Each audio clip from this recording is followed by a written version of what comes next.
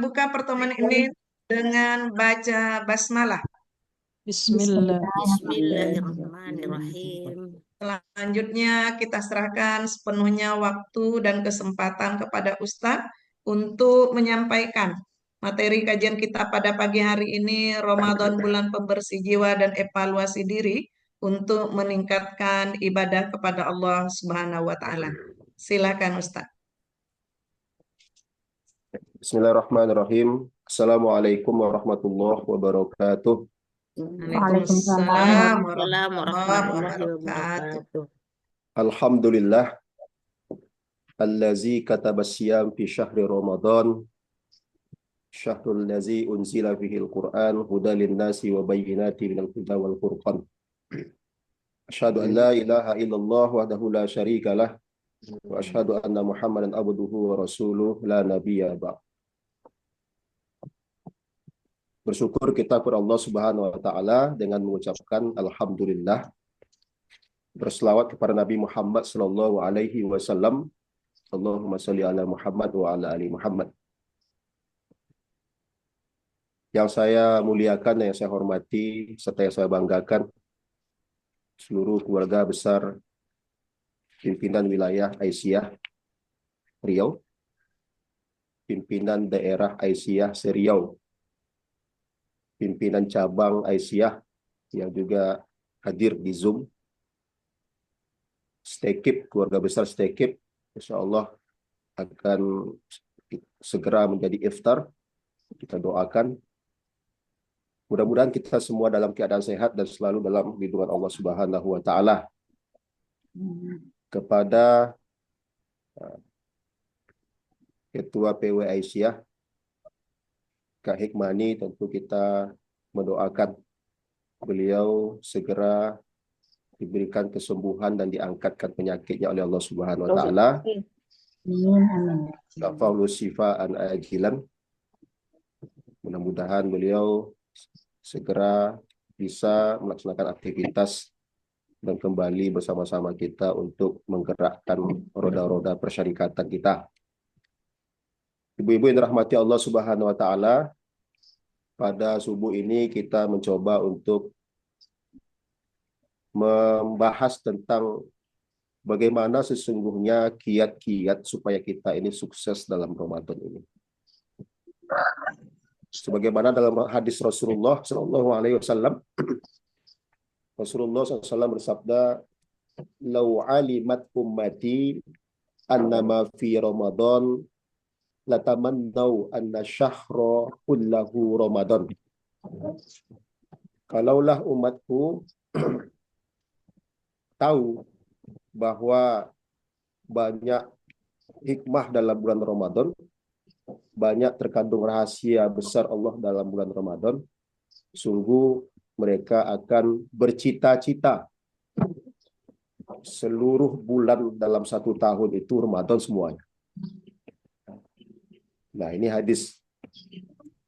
Tapi ini hadisnya tentu tak mungkin bagi kita, ya, karena tamannau itu berangan-angan. Nah, berangan-angan itu sesuatu yang tidak mungkin. Karena memang kita tidak tahu. Ya, tidak tahu. Makanya karena banyak yang tidak tahu bahwa di dalam Ramadan itu ada banyak hikmah dan rahasia Allah. Sehingga kita tidak, atau banyak di antara kita yang tidak sungguh-sungguh dalam menghadapi Ramadan. Nah, kalaupun tahu, ya, nah ini paling tidak substansinya yang tahu. Nah, misalkan yang paling suka datangnya Ramadan ini kan penggalih. Nah, penggalih suka sekali datang Ramadan. Orang jual baju, ya, jual sepatu, atau apalagi jual-jual kolak, ya, itu paling suka itu. Nah, tambah lagi ustadz-ustadz yang suka juga kan, nah, karena banyak undangan ceramah. Nah, tapi yang kita tahu itu hanya kulitnya saja. Yang diharapkan kita mengetahui rahasia besar Allah terhadap Ramadan itu adalah substansinya. Maka ibu-ibu yang dirahmati Allah Subhanahu wa taala, Ramadan itu juga disebut dengan sebutan yang beragam. Ada syahrul Ramadan, syahrul Siyam, ya, syahrul Jihad, syahrul Mubarak, dan lain-lain lagi. Maka dalam pembahasan pagi ini kita coba membahas beberapa hal-hal yang terkait dengan bulan Ramadan. Pertama, ibu-ibu yang dirahmati Allah Subhanahu wa taala, Ramadan itu adalah bulan puasa. Syahrus Siyam. Ya, Syahrus Siyam. Nah, ini sekadar merefreshing saja karena kita sudah tahu dan sudah berulang-ulang melakukan ibadah puasa ini. Maka puasa itu rukunnya hanya dua saja. Pertama itu adalah niat, yang kedua adalah imsak. Niat. Nah, apa ini maksud dengan niat? Niat itu adalah al-qasdu fil qalbi. Kesadaran dalam hati melakukan sesuatu. Kesadaran dalam hati kita untuk melakukan sesuatu. Al-qasdu fil qalbi. Nah, maka niat itu tidak dilafazkan. Kalaupun ada yang melafazkan niat, nah itu budaya saja itu. Ya, budaya. Ada niat melafazkan nawaitu, sauma, dan seterusnya itu. Nah, itu budaya. Nah, mungkin tujuannya untuk syiar. Ajak anak-anak melafazkan itu. Orang tua juga ikut melafazkan itu. Nah, itu semuanya budaya. Apalagi dalam pandangan kita Muhammadiyah, niat itu hanya di hati. Karena makna niat itu adalah al-qasdu fil qalbi. Kesadaran dalam hati melakukan amal. Saya yakin ibu-ibu mulai dari awal Ramadan itu sudah berniat. Nah, sudah berniat untuk melaksanakan puasa 1 bulan. Jadi berniat untuk berpuasa 1 bulan Ramadan itu sudah cukup. Nah, sudah cukup itu. Tapi kalau berniat setiap malam untuk besok paginya puasa Ramadan itu juga bagus. Nah, itu juga bagus. Nah, tetapi niat puasa wajib Ramadan itu harus kita lakukan pada saat sebelum fajar. Nah, jangan niatnya pagi. Kalau niatnya pagi yaitu tidak dianjurkan, tidak boleh untuk puasa wajib Ramadan. Kecuali puasa sunat. Kalau puasa sunat, misalkan kalau mahasiswa STKIP itu kebanyakan kan ini apa tuh persoalan-persoalan apa ya, penghematan biaya kuliah dan seterusnya, uang makan yang kurang. Nah, kemudian kita belum makan sampai pukul 10, kemudian niat puasa, itu boleh untuk puasa sunat. Tapi kalau untuk puasa wajib kita sudah harus niatkan pada fajar itu. Nah, pada fajar. Maka misalnya ibu-ibu tadi bangunkan anak sahur, ya, kemudian setelah makan sahur kan ibu-ibu kan paling teliti dibanding bapak-bapak itu. Sudah makan sahur, ibu sering menanyakan ke anak, udah niat belum? Udah niat belum? Anak-anak sekarang kan kritis itu, cerdas ya. Ini anak-anak generasi alfa ini luar biasa cerdas dan kritisnya. Anak-anaknya berkata, ibu tadi bangunkan saya untuk apa? Wah, itu anaknya menanya ke ibu. Ya untuk makan sahur. Nah, kalau kita makan sahur, untuk apa? Ibu jawab, ya untuk puasa. Kok masih ibu nanya niat? Nah, itu ya. Ini anak-anak sekarang kritis. Kok ibu masih nanya-nanya niat? Berarti apa? Berarti niat itu sudah ada. Al-qasdu fil qalbi tadi. Kecuali Bapak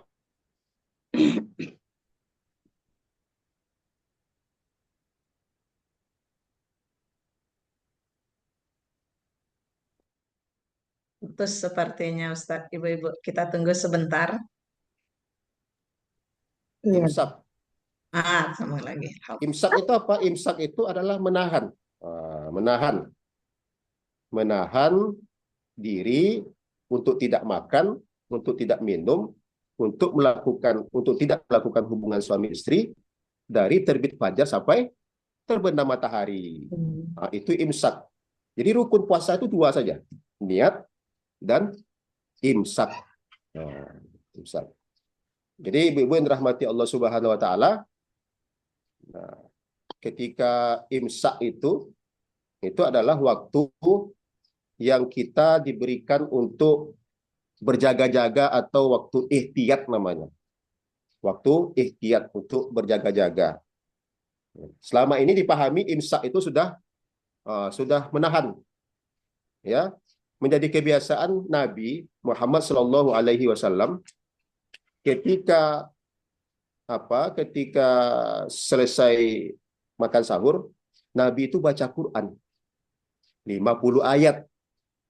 Nah, kalau Nabi baca Quran 50 ayat, kalau kita estimasikan waktunya itu lebih kurang 10 menit. Nah, kalau KEP baca Quran 50 ayat, kira-kira berapa menit itu? Nah, jadi kalau Nabi baca Quran itu 50 ayat, itu adalah 10 menit. Nah, 10 menit itulah diprediksi kira-kira waktu imsak. Nah, waktu imsak. Nah, 10 menit. Jadi kita masih boleh, ya. Ibarat kalau kita berada di traffic light, ya. Traffic light itu kalau lampu kuning, kebiasaan ibu-ibu Asia gimana? Kalau lampu kuning di traffic light, itu kebanyakan kita adalah tancap gas. Budayanya seperti itu. Tancap gas, masih ada kesempatan. Tancap gas. Nah, itu kebiasaan, walaupun itu kebiasaan buruk ya. Seharusnya kan sudah lampu kuning itu hati-hati kan, hati-hati. Nah, imsak itu 10 menit itu waktu yang bisa kita samakan dengan waktu lampu kuning tadi. 10 menit itu. Maka kalau ibu-ibu bapak terlambat bangun, ya, jangan panik, ya, jangan panik. Jangan panik ya. Tapi ada juga sebagian, mohon maaf, mudah-mudahan kita warga persyarikatan, warga yang berilmu kan tentang puasa. Ada yang sebagian kalau begitu masuk waktu imsak kaget kemudian panik, ambil ayam rendang juga didekatkan di situ, ada lagi kolak di situ, jus di situ, teh panas juga di situ. Tiba-tiba bunyi sirine, ya, bunyi sirine. Kemudian karena tidak berpengetahuan dan tidak punya ilmu, berhenti. Tapi matanya tetap menatap ke makan tadi. Iko alun nabi ayam le, iko rendang alun nabi le, jus alun bacubo le. Matanya tetap menatap tadi. Sayang, ya, ini aduh, ini gimana ini? Nah, seperti itu. Ini kenyataan kita yang kita rasakan, yang kita alami. Nah, tentu itu tidak demikian karena masih ada waktu 10 menit. Nah, bagaimana kita bisa manfaatkan waktu 10 menit itu untuk bisa makan dan mengakhirinya ya lebih kurang 7-8 menit lah ya kan untuk makan itu. Apalagi kita ini kan kalau makan ayam itu kan tidak sama dengan makan ayamnya orang Arab kan. Nah, kalau orang Arab itu makan ayam itu ya 1 ekor itu atau seminimal-minimalnya separuh. Nah, kalau kita ini 1 potong, kalau 10 menit itu insya Allah selesai itu ya. Nah, ibu-ibu yang dirahmati Allah Subhanahu Wa Taala, nah ini ada juga sunnahnya. Sunnahnya itu ya ada makan sahur. Makan sahur itu sunnah. Ya, sahur itu makan sunnah. Sunnah itu apa? Tapi sunnah yang dikuatkan. Sunnah yang dikuatkan. Mengakhiri sahur juga sunnah. Kemudian berikutnya apa? Menyegerakan berbuka. Menyegerakan berbuka. Tetapi kita harus selektif juga, ya, bahwa kalau menyegerakan berbuka itu namanya kan takjil. Takjil. Ini kalau kita warga Panam ini tidak takjil lagi, kita bilang takjil. Ini kalau sudah sepakat dengan takjil itu kan menjadi hukum, ya kan. Padahal artinya kalau takjil itu menunda. Kalau takjil menyegerakan, tapi tidak pula mungkin pasih-pasih betul kan. Takjil, ayo kita takjil. Tentunya kita biasakan aja, sesuaikannya takjil. Takjil. Jadi menyegerakan berbuka, ya, menyegerakan berbuka puasa, tetapi akurat waktunya. Kadang kita banyak berpedoman kepada masjid. Masjid. Padahal takmir masjid itu azannya setelah minum, setelah makan, tambah lagi makan kolak. Jadi kita yang di rumah menunggu-nunggu, ternyata sudah masuk ya waktu buka puasa, sehingga kita tidak dapat sunnahnya. Nah, ibu-ibu yang dirahmati Allah Subhanahu wa taala, ini yang pertama. Jadi puasa Ramadan itu syahrul siyam. Yang kedua adalah syahrul qiyam. Nah, syahrul qiyam. Jadi ada hadisnya, man shoma ramadhana imanan wa ihtisaban ghufira lahu ma taqaddama min dzambi. Ada juga man qoma Ramadan dan seterusnya. Nah, itu yang dimaksud adalah syahrul qiyam. Nah, ada ayat qumil lail illa qalilah. Nah, Nabi Muhammad SAW itu qiyamul lail itu baik di dalam bulan Ramadan ataupun di luar Ramadan, yang sebagaimana ayat tadi, qumil lail illa qalilah. Illa qalilah Nabi itu, ibu-ibu ya, 3 jam. 3 jam. Mulai jam 9 sampai jam 3. 9, 10, 11, 12, lebih 3 jam. Nah, kalau awak sholat tarawih setengah jam. Setengah jam. Jadi Nabi Muhammad itu kalau sholat malam itu 3 jam. Maka menjadi kebiasaan di Mekah sekarang itu, di masjid Masjid Nabawi juga, Masjidil Haram, satu malam satu juz. Nah, kalau kita setengah jam, kemudian ayat-ayatnya 2 ayat, 3 ayat. Jadi ibu-ibu yang dirahmati Allah Subhanahu wa taala, maka berdasarkan hadis Aisyah, ada dua bentuk ya sholat tarawih yang dilaksanakan sesuai dengan hadis Aisyah. Hitungan rakaatnya. Jadi di zaman Nabi itu hitungan rakaat itu 11. Ya, 11. Kalau 23 itu di masa Umar. Di masa Umar Ibnu Khattab. Jadi hadis Aisyah itu bilangan rakaat itu 4 4 3. 4 4 3. Ada satu versi lagi, yaitu 2 2 2 2 2 1. Nah, itu yang berdasarkan hadis Aisyah. Tapi kalau di Indonesia ini kan ahli kombinasi kan. Nah, ahli kombinasi ditanyakan hukumnya, tidak usah lah, nanti panjang pekajinya ya kalau ditanya hukumnya.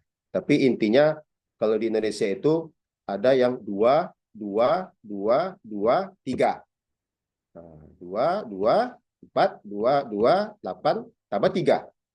Itu sudah kombinasi, tapi boleh substansinya, karena witir itu jumlahnya ganjil. Jadi boleh 1 2, boleh 3. Nah, itu sholat qiyamul lail yang dilakukan oleh Nabi Muhammad SAW. Jadi pada satu malam Nabi itu keluar untuk melaksanakan sholat bersama para sahabat. Itu luar biasa sekali. Antusias sahabat itu luar biasa sekali. Penuh sesak karena Nabi yang menjadi imam. Malam kedua secara verbal itu para sahabat menyampaikan luar biasa tadi malam Nabi imam. Ya. Kemudian ini menjadi lagi antusias sahabat lain untuk ikut bersama Nabi juga di malam kedua itu. Di malam ketiga tidak keluar-keluar Nabi. Tidak keluar-keluar Nabi. Sehingga bertanya-tanyalah sampai keesokan harinya mengkonfirmasi kepada Nabi Muhammad SAW. Apa jawaban Nabi?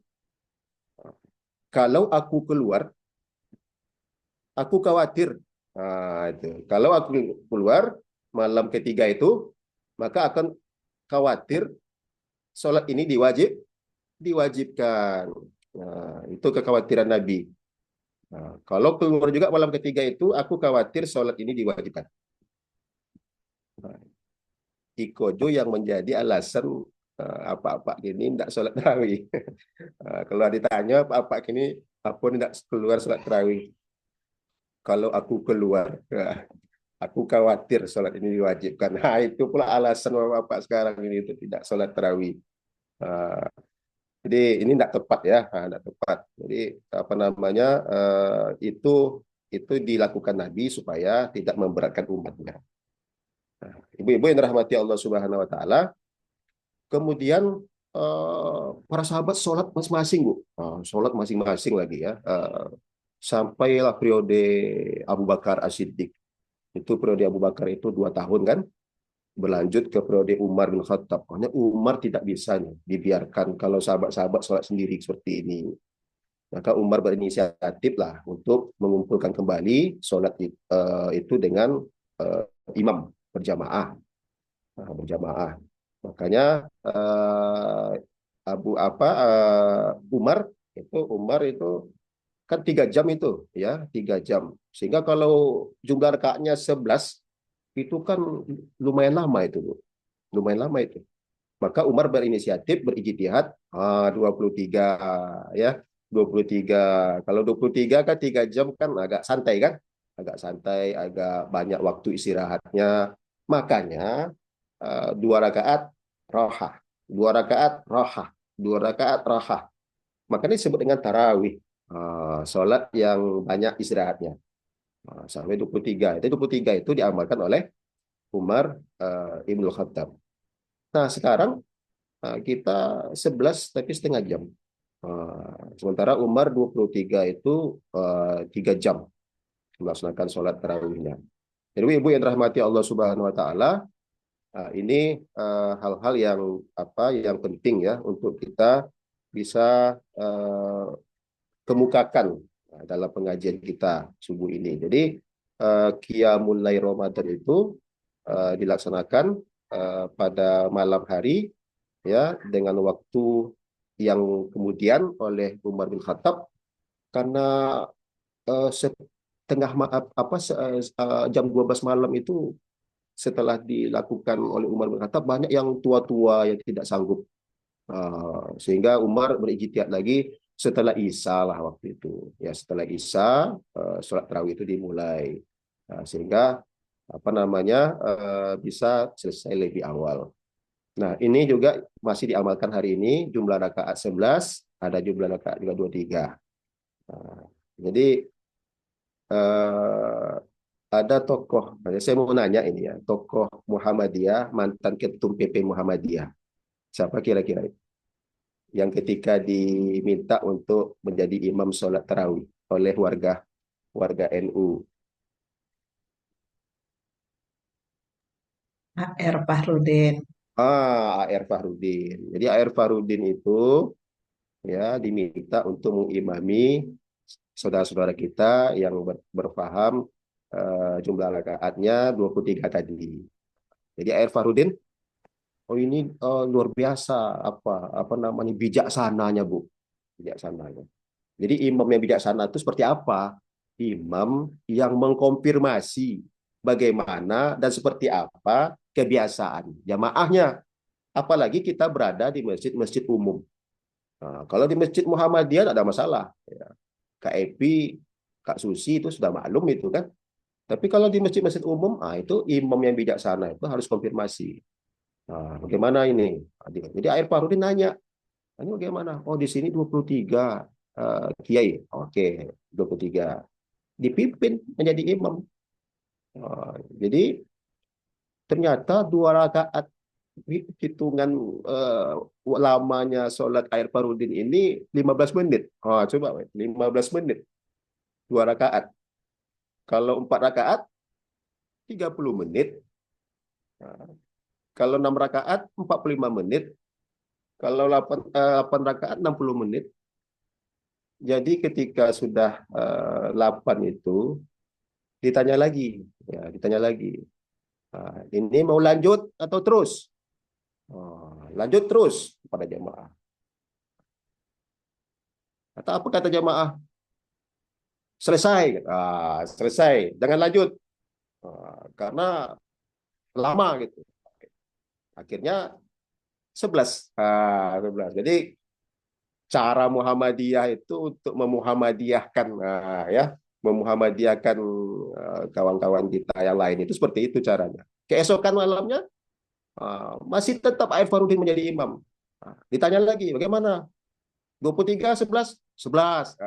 Jadi begitu bijaksananya Air Farudin, sehingga hal ini dicatat dalam sejarah tentang profil Air Farudin. Ibu-ibu yang rahmati Allah Subhanahu wa taala, yang pertama tadi Syahrul Siam, yang kedua Syahrul Qiyam. Yang ketiga Ramadan itu adalah bulan Al-Qur'an. Tadi Ibu Epi mengatakan Syahrul Qur'an. Ya, Syahrul Qur'an. Karena Al-Qur'an turun di bulan Ramadan. Ada beberapa ayat yang menegaskan itu, ya. Syahrul Ramadan la uzila fil Quran. Kemudian ada juga di ayat lain bahwa Ramadan itu turun di saat perang Badar. Perang Badar. Perang Badar itu terjadi pada tanggal 17 Ramadan. Apalagi pada ayat-ayat lain juga dijelaskan dalam surah Al-Qadar, ya, fi Lailatul Qadar, di malam Lailatul Qadar. Yang malam Lailatul Qadar itu adalah khairun min alfi syahr. Kenapa menggunakan 1000? Al-Quran itu Allah menggunakan bilangan 1000. Kenapa tidak 100.000, Bu Eti? Kenapa tidak 1 juta? Kenapa 1000? Ini perlu juga kita ungkapkan rahasianya melalui pengajian-pengajian kita. Tapi sementara lah untuk pengajian pagi ini, kenapa 1000? Ketika kita baca kitab-kitab tafsir itu, 1000 itu adalah umur umat Nabi Muhammad SAW. Jadi 1000 itu adalah umur umat Nabi Muhammad SAW. Itu 82,4 bulan, 82 tahun lebih sedikit. Itulah umur rata-rata umat Nabi Muhammad SAW. Jadi kalau ada umur kita tersisa dari malam mendapatkan Lailatul Qadar itu, maka umur-umur yang tersisa itu menjadi umur-umur yang akan lebih baik ke depannya. Atau yang disebut dengan umur-umur yang diberkahi oleh Allah Subhanahu wa taala. Jadi maka Ramadan juga disebut dengan Syahrul Mubarak. Apa makna berkah? Berkah itu adalah ziyadatul khair. Ziyadatul khair. Bertambahnya kebaikan. Bertambahnya kebaikan. Karena Ramadan itu siangnya penuh dengan kebaikan, malamnya penuh dengan kebaikan, membaca Al-Qur'annya penuh dengan kebaikan. Nah, kalau kita mendapatkan keberkahan dalam bulan Ramadan, kita akan menjadi hamba-hamba Allah yang selalu menebar manfaat, maslahat untuk umat, alam, dan semesta. Itu yang disebut dengan berkah itu. Bapak Ibu yang dirahmati Allah Subhanahu wa taala. Nah, jadi kita harus punya target dalam bulan Ramadan ini. Target yang pasti target kita puasa, ya. Target kita puasa, kemudian mendirikan malam Ramadan. Kemudian target kita harus hafal, harus mengkhatam Al-Qur'an, ya, 30 juz itu dibaca dalam sholat kita atau dibaca di luar sholat kita. Itu target kita. Jadi kita evaluasi, ya, kita evaluasi. Jadi meningkat kualitas ilmu kita dan ibadah kita selama bulan Ramadan. Bu Epi ini kan sudah wisuda ini kan. Nah, di setiap kali bulan Ramadan itu kita berapa kali selama hidup kita ini mendapati Ramadan. Nah, hitung saja ya. Kalau kita berpuasa di umur 6 tahun, sekarang umur kita sudah 40 tahun, berarti sudah 34 kali kita wisuda. Wisuda. Ya sudah sering kita wisuda ini. Ya menjadi orang yang mendapatkan gelar takwa dari Allah Subhanahu wa taala. Kalau sudah wisudanya terus-menerus seperti itu, tentu akan bertambah tinggi lah ketakwaan kita pada Allah Subhanahu wa taala. Sama kayak isi wisuda di Stekip yang insya Allah iftar S1, nanti buka program S2, buka program S3. Nah, itu tingkat doktoral wisudanya tentu akan semakin tinggi keilmuannya. Tapi kenyataannya kenapa kok begitu sering kita wisuda setiap setahun, tapi tidak meningkat-ningkat juga ibadah kita. Tidak meningkat, segitu-segitu aja ya. Segitu-segitu saja. Nah, jadi apa namanya, kalau kita bulan Syakban dulu sholat jamaahnya di masjid 2 kali, dua kali itu maghrib dan subuh. Kalau Isya enggak lagi itu, berat Isya tuh. Kalau sampai di rumah makan ada kenyang, enggak mau balik lagi ke masjid.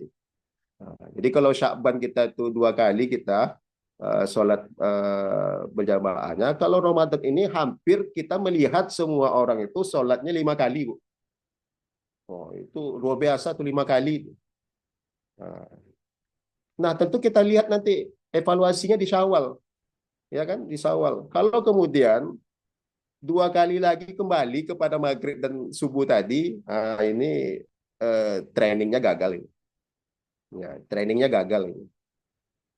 Tapi kalau bertambah 1 menjadi 3, berarti naik 50% nih. Atau menjadi 4 kali kita sholat berjamaahnya, berarti naik 100%. Jadi kita evaluasi. Ini kebanyakan ibu-ibu mengevaluasi kenaikan berat badan. Jangan itu boleh juga kita evaluasi kenaikan berat badan. Jadi Sya'ban sekian kilo, Ramadan berkurang, di Syawal naik lagi. Itu kebanyakan apa ya? Kebanyakan dari evaluasi kita. Jadi kita harus evaluasi, termasuk juga makanya Al-Qur'an bulan Ramadan itu juga syahrut tarbiyah, bulan pendidikan ya. Karena banyak aspek-aspek yang mendidik kita. Makanya manfaatkanlah sebaik-baiknya Ramadan ini. Ya, kita kuliah subuh ya berapa kali ceramahnya, mengikuti ceramahnya. Kalau 30 kali subuh, 30 kali tarawih, 60 kali kita dididik ya, dididik selama bulan Ramadan. Maka buatlah kurikulumnya, judul ceramahnya, ya, kemudian silabusnya, sehingga sukses kita dalam Ramadan ini. Ada juga beberapa jamaah yang kemudian minta saya ceramah, saya kemudian tanya judulnya apa Ustadz? Judulnya apa ini? Terserah Ustadz aja lah. Jadi banyak juga sekarang ini judul terserah Ustadz. Nah, maka yang baik itu apa? Yang sudah teratur, dibuat jadwalnya, judulnya, silabusnya, dan sebagainya. Nah, jadi sukses Ramadan kita.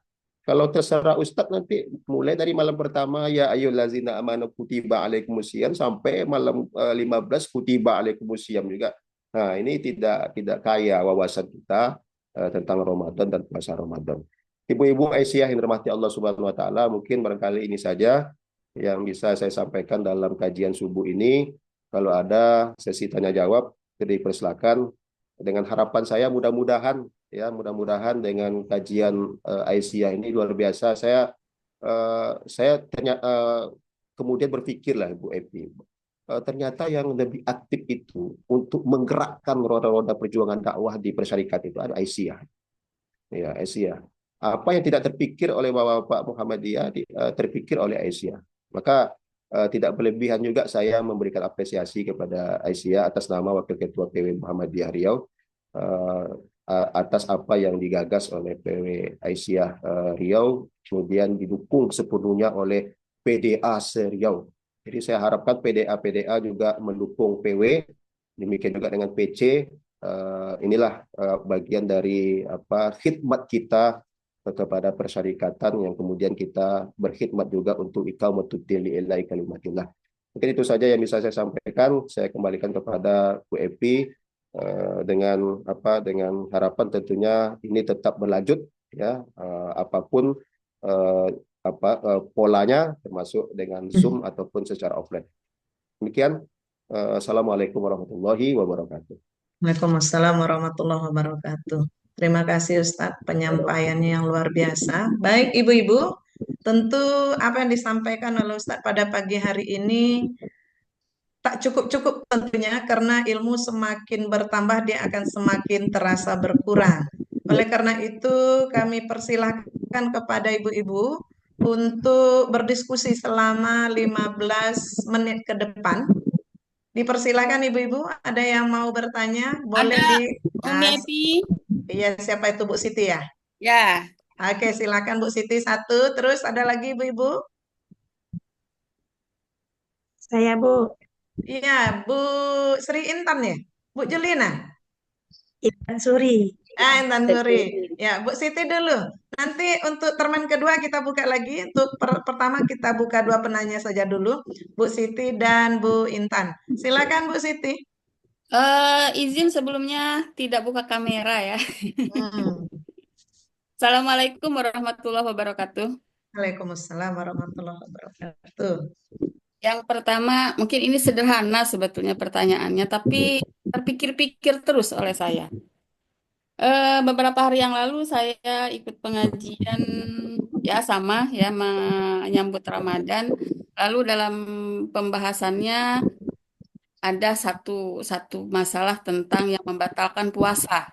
Ya, ada 5 katanya, ada 5 lubang memasukkan ke dalam 5 lubang yang bisa membatalkan puasa. Yang menjadi perhatian saya yaitu Ustadz memasukkan sesuatu pada lubang telinga. Itu katanya membatalkan puasa. Nah, kalau misalnya telinga kita gatal, lalu jari kita, telunjuk kita hanya jari atau telunjuk yang kita masukkan gitu kan, hanya sebatas sampai lubang yang dapat dijangkau oleh telunjuk atau jari kita, itu tidak batal. Tapi kalau menggunakan korek kuping, korek kuping itu untuk membersihkan telinga kita karena gatal, maka itu batal puasanya. Termenung saya. Kenapa? Karena rasanya baru kali ini mendengar yang membatalkan puasa salah satu di antaranya itu. Nah, tapi kalau memasukkan ke mulut, ke hidung kumur-kumur gitu kan, ke dua lubang belakang dan depan itu saya paham gitu kan. Tapi yang itu yang memasukkan sesuatu ke lubang telinga itu yang menjadi saya tidak kurang paham gitu kan. Karena rasa-rasanya baru kali ini dengar. Itu yang pertama. Yang kedua, ini di luar masalah puasa, Ustadz. Tetapi saya ingin sekali menanyakan ini, dan mungkin barangkali ada juga kawan-kawan yang lain yang belum tahu atau mungkin pernah terlintas untuk bertanya masalah ini. Saya ingin bertanya masalah sholat sunat duha, Ustadz. Kita punya kesempatan untuk melaksanakan sholat sunat duha di jam-jam kerja, misalnya hanya sedikit sekali waktunya. Karena terlarang kalau kita melakukan hal yang sunat meninggalkan yang wajib. Yang wajibnya itu ngajar, misalnya kita nyuri-nyuri waktu lagi ngajar terus kita sholat duha gitu kan. Tetapi memang ada kita punya kesempatan waktu istirahat, tapi hanya sekitar 15 menit lah kurang lebih. Kalau untuk ibu-ibu misalnya berwudu dan sebagainya sholat, waktu 15 menit itu dengan misalnya kita ingin berzikir, berdoa, menggunakan waktu itu kurang. Lalu sholat sunat duha itu kan minimal 2 rakaat. Boleh kita lebih 4, 6, 8, sampai 12. Andai kata misalnya kita melakukan sholat duha itu kita penggal-penggal. Misalnya nih, jam 9 ada istirahat, saya sholat 2 rakaat. Tapi tidak sempat kita berdoa. Nanti ada istirahat lagi misalnya jam 11 kurang ada jam kosong. Saya lanjutkan sholat lagi misalnya. 2 rakaat lagi misalnya. Lalu kita punya waktu untuk berzikir, berdoa, karena ya makna dari sholat itu tidak hanya sekedar formalitas sholat 2 rakaat selesai sudah gitu kan. Enggak, kita ingin sesuatu lebih dari itu gitu kan. Bisa tidak Ustadz kita melakukan seperti itu? Sampai misalnya kita dapat 8 jadilah, tapi dipenggal-penggal gitu kan. Sampai menjelang habis waktu duha gitu kan. Apa boleh atau tidak? Itu aja sementara Ustadz. Terima Oke, kasih. Bu Siti ada dua pertanyaannya. Yang pertama, yang membatalkan puasa, memasukkan benda ke dalam telinga, dan sholat duha yang dipenggal-penggal. Itu untuk Bu Siti Hamidah. Kita kumpulin aja ya, Bu Intan, ini cabang Marpayan Damai ya? Enggak, Bu, kami dari Majelis Eklesia. Oh, sorry, silakan Bu Intan. Nah, Oh ya, Ibu, Assalamualaikum warahmatullahi wabarakatuh. Waalaikumsalam warahmatullahi wabarakatuh.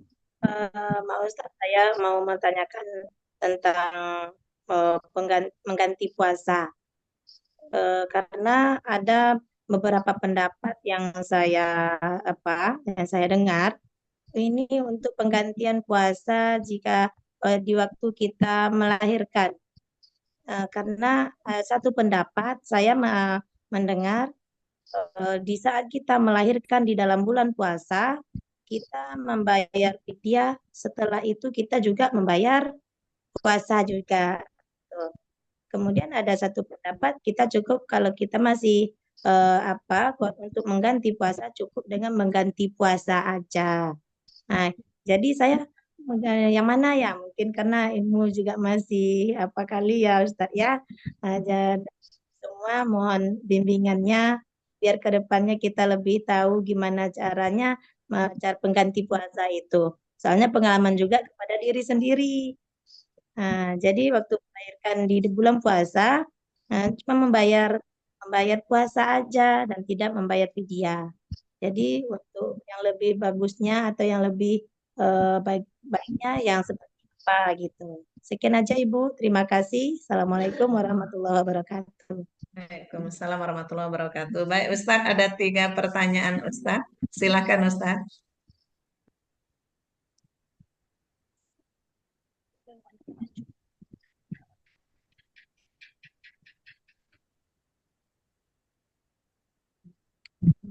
Silakan, Ustadz. Baik. Ada 3 pertanyaan, Ustadz. Yang pertama, memasukkan benda ke dalam telinga, kemudian sholat duha yang dipenggal-penggal, boleh atau tidak? Kemudian bagaimana dengan puasa yang ibu nipas dan menyusui? Apakah kodo atau tidak, atau kodo, fidyah, atau fidyah saja? Silakan, Ustaz.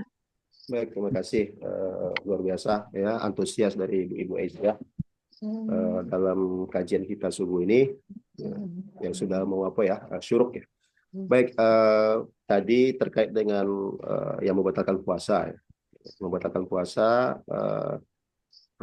ada istilahnya jauf. Al-jauf itu lubang. Sekarang untuk apa ya kita memasukkan sesuatu ke lubang itu, nah, tentu ini menjadi pertimbangan ya untuk puasa kita menjadi batal atau tidak. Kemudian al-jauf itu juga ada batasnya, Bu. Ada batasnya. Kalau kita sudah melebihi batas itu, nah tentu misalnya telinga ya, telinga. Kalau melebihi batas itu nanti yang akan berakibat keluarnya darah dan lain-lainnya itu. Nah ini bagian dari kehati-hatian kita. Nah, termasuk juga hidung. Nah, jadi pada prinsip dasarnya adalah bahwa puasa batal bila pada 3 aspek tadi. Ya, al-aklu, kemudian asyarbu, dan bercampurnya suami istri, itu yang membatalkan puasa. Nah, tapi kalau sekedar memasukkan sesuatu di telinga karena ada urgensi dan kepentingannya, tidaklah sampai membatalkan puasa, ya kan? Ada sesuatu yang mungkin kita harus keluarkan, ya, ada benda-benda yang masuk atau semut itu tidak.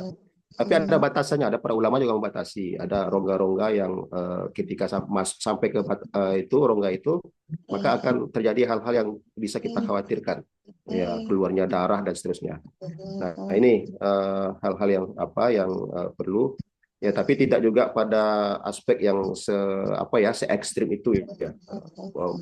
Memasukkan benda ke telinga terus batal tidak. Ya, walaupun ada kita mendengar penjelasan-penjelasan dari para asatis kita, termasuk juga para ustaz-ustaz kita di sosial media ya, yang mungkin lebih banyak kita mendapatkan informasi tersebut. Yang kedua, sholat duha. Ya, sholat duha itu memang dianjurkan kan kita menyiapkan waktu ya, waktu sehingga kita bisa melaksanakan dengan baik. Karena sholat itu dengan tingkatan sholat yang tinggi itu adalah sholat yang khusyuk, ya. Sholat yang khusyuk. Dan sholat juga bermakna doa. Nah, sholat juga bermakna doa, sehingga setelah pelaksanaan sholat duha itu tentu kita akan menyampaikan beberapa doa-doa terbaik kita kepada Allah Subhanahu Wa Taala. Jadi saran saya, yang saya juga hari-hari di kantor, di kampus, ya Bu ya, saya memang dan kawan-kawan lain yang kita anjurkan, saya di UIN, di Usuluddin, itu memang waktu terbaik lah ya untuk kita bisa melaksanakan sholat di tengah-tengah kesibukan. Maka saya tidak jarang melihat beberapa pegawai-pegawai tendik-tendik di fakultas saya itu, yang saya ketika ada keperluan ya untuk menanyakan beberapa tugas-tugas administrasi, saya menjumpai mereka dengan dalam keadaan sholat duha. Bagi kita ya sebagai pimpinan tentu merasa ini luar biasa sekali ya. Sehingga ketika selesai sholat duha, saya pesankan betul kepada tendik-tendik itu, para pegawai itu, tetap saja sholat duha dengan baik ya, dengan sehingga kita berikan waktu Bu, ya, berikan waktu ya untuk bisa mereka melaksanakan sholat duha secara khusyuk. Nah ini, tapi kalaupun harus kita dengan kondisi-kondisi tertentu tersebut, ya itu barangkali sudah memadai ya, karena melaksanakan sholat duha itu di tengah-tengah kesibukan kita itu juga satu hal yang luar biasa. Jadi itu. Yang ketiga tadi ya, terkait dengan fidyah ya, fidyah. Nah, bagi ibu-ibu tentu ini kan satu hal yang memang kondisinya ya, yang tidak memungkinkan kita untuk mengqadha, karena fidyah dan qadha itu bisa dua-duanya, bisa juga membayar fidyah saja ya, karena memang melihat pada kondisi ibu ya. Kadang ya ibu-ibu ini kan begitu anak ini selesai masa penyusuan, ya qadarullah, kemudian berisi lagi, hamil lagi. Nah ini terhadap kondisi-kondisi seperti ini tentu bisa kita membayar fidyah ya, karena ada hal-hal yang muskil ya dengan kondisi-kondisi tersebut, hamil lagi kemudian melahirkan lagi, sehingga ini numpuk, sehingga solusinya bisa dengan fidyah. Kalau kita ada ke lapangan tentu bisa kita pakai skema fidyah kemudian mengqadha. Nah ini barangkali hal-hal yang pada umumnya ya yang harus kita ketahui dalam kita memperkaya wawasan kita terkait dengan fikih Ramadan, fikih puasa, termasuk di dalamnya juga persoalan-persoalan yang lebih banyak ditemukan pada ibu-ibu, termasuk lagi pada masa ibu-ibu memasuki usia tua. Nah ini juga akan sangat berisiko ya bila melaksanakan ibadah puasa yang kemudian tidak sanggup secara fisik, sehingga solusinya dari agama adalah membayar fidyah. Kalau qadha nanti kan tidak bisa ya, tidak bisa dengan fisik umur yang begitu sudah sepuh, tentu tidak mungkin untuk bisa melakukan puasa lagi untuk qadha. Nah ini tentu kondisional ya Ibu ya, tadi yang sedikit ya Ibu ya kondisional ya. Kalau saya Bu ini kan orang rumah alhamdulillah ya, qadarullah diberikan zuriat ya, 7 orang. Jadi kita pakai skema-skema itu. Artinya Muhammadiyah melihat persoalan-persoalan ini tidaklah sebagaimana ya yang tadi diutarakan oleh beberapa ibu-ibu kita, masuk aja sesuatu di rongga lubang telinga batal ya, dia seperti itu. Walaupun ada beberapa ustadz kita juga kayak Buya Yahya dan lain-lainnya itu Ini lebih memilih pada hal-hal yang ihtiyat untuk hati-hati. Karena nanti bila sampai kepada batas al-jauf itu, maka akan ada sesuatu yang keluar dari situ seperti darah. Nah, ini bisa berakibat kepada batalnya ibadah puasa kita.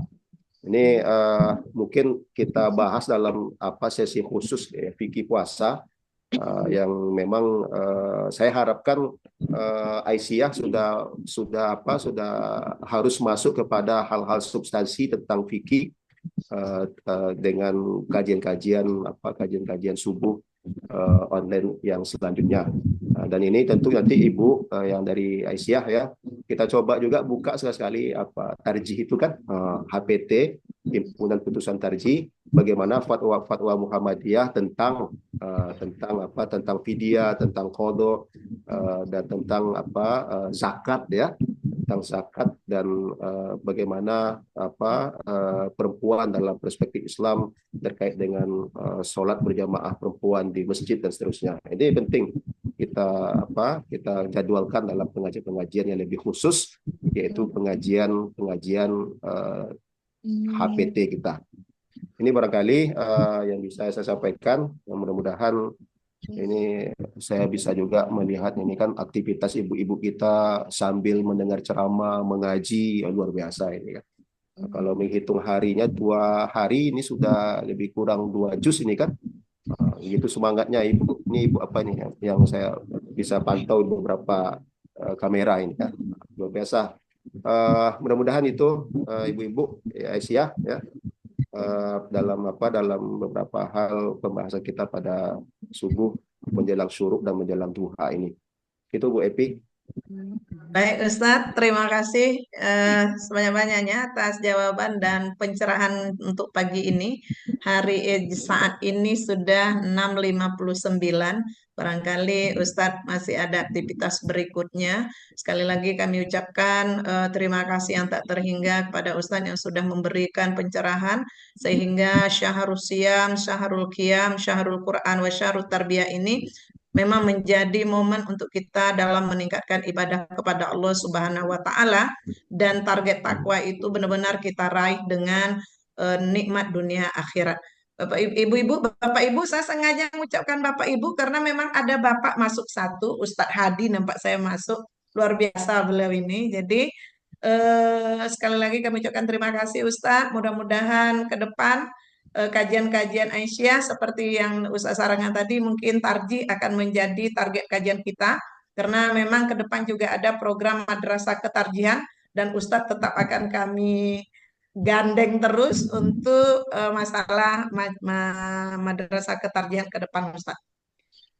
Ibu-ibu yang berbahagia, kajian kita hari ini saya pikir cukup sampai di situ, tapi kalau bisa tidak keluar dulu. Kalau Ustadz mau beraktivitas yang lain dipersilakan Ustadz, karena kami masih ada yang mau didiskusikan. Baik, saya izin Ibu-ibu tetap sukses, tetap semangat. Amin. Assalamualaikum warahmatullahi wabarakatuh. Waalaikumsalam warahmatullahi wabarakatuh. Ibu-ibu yang berbahagia, pada kesempatan ini hadir 10 PDA. Hadir 10 PDA.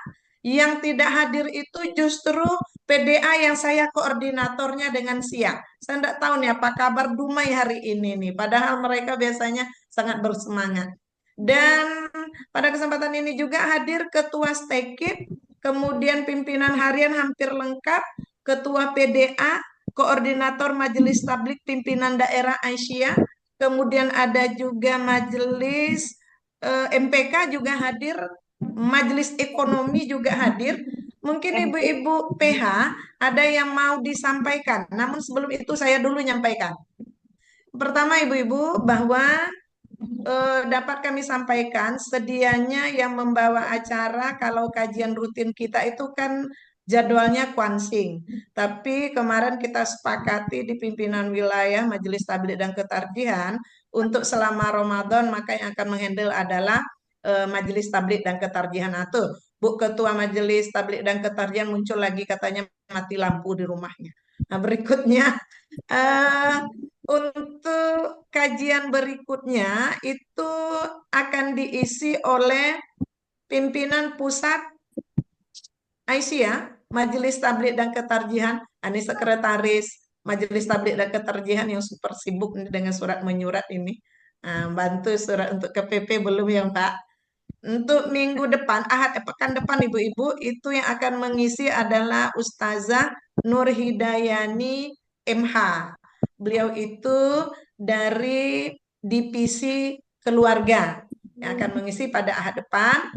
Maka nanti mungkin Ibu-Ibu bisa memperpanjang informasi. Nanti flyernya juga akan dibuat oleh sekretaris kita dan Bu Yusro.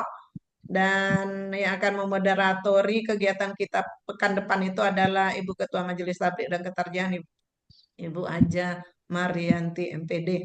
Baik Ibu-Ibu, ada Bu Warik juga hadir nih, luar biasa pagi ini, saya pikir komplit walaupun perwakilan-perwakilan tapi komplit. Nah, Ibu-Ibu, ada yang mau disampaikan kah oleh pimpinan harian atau stekip? Ada promo nggak stekip? Ustazah, Hmm, bentar, saya belum puas yang tadi dijawab oleh Ustadz. opo. Masalah pemenggalan sholat duha. Tolong betul Oh, saja. Ini karena sehari-hari seperti itu saya di sekolah gitu kan. oh gitu Zikirnya ya. 4, 6, 8, tapi bisa 2, tak bisa juga berzikir berdoa. Nanti ada Tunggu, saya tidak bisa jawab itu. Apakah 8 atau 11 rakaat itu harus continue atau boleh dipenggal-penggal? Saya berani jawab hari ini, saya baca dulu. Oh, Ibu Siti. terima kasih kalau begitu. Oke, kita cari dulu ya sumbernya ya. Nanti jawab-jawab sembarang salah. Atau ada ibu-ibu yang lain punya jawaban, kan banyak ustazah nih. Ada ustazah Asro di dalam, ada ustazah Rahma, ada ustazah Marianti, banyak ustazah. Ada ustazah Irma. Silakan para ustazah. Mungkin sudah ada membaca referensi tentang penggal-penggal sholat duha. Nah, seperti Ada. gini Ustazah. Kalau Nah, sholat malam kan boleh tuh. Kita ingin 11 misalnya. Ah, boleh. 8 dulu. Boleh. Nah, itu Kalau kan di kelekat. asosiasi. Nah, Nah, ini kalau duha boleh tidak seperti itu. Saya betul penasaran betul, Bu Ustazah. enggak, kalau asosiasinya diasosiasikan ke sholat malam, tapi tidak harus selalu ada pengasosiasian satu ibadah ke ibadah lainnya. Saya pikir, saya tidak mau ini fikih, nanti sesat, tidak mau. Mungkin Bu Aja Marianti punya referensi, atau ustazah-ustazah lain aja, Ustazah Yulina dan seterusnya ini. Rame ustazah ini yang hadir. Silakan ibu-ibu.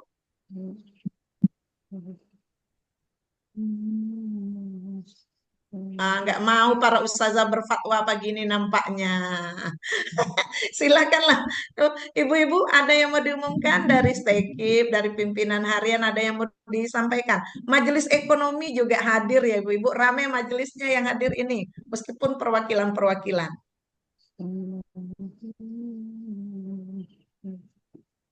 Bu Rana Bengkalis itu, semangat kali pagi-pagi beliau nih, luar biasa.